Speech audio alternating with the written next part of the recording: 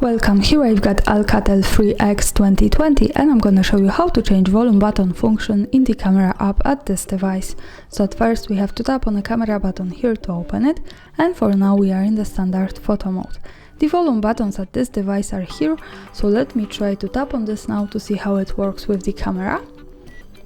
And as you can see now, by tapping on them, I can easily take a picture. To change its function, let's move to this settings bar and let's pick more from the left, so we get access to more options about the camera we can manage. Now let's pick this button from the left, and here we can open the advanced camera settings. Let's focus on the general settings. At the second position we have here the volume button function option, so when we tap on this we can pick from the shutter, which is now zoom or volume.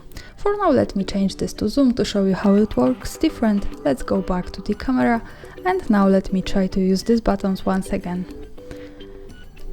And as you can see, now I can easily use them as zoom, so I can get closer to my subject and also go back. And this is how it works. Thanks for watching, subscribe our channel and leave the thumbs up.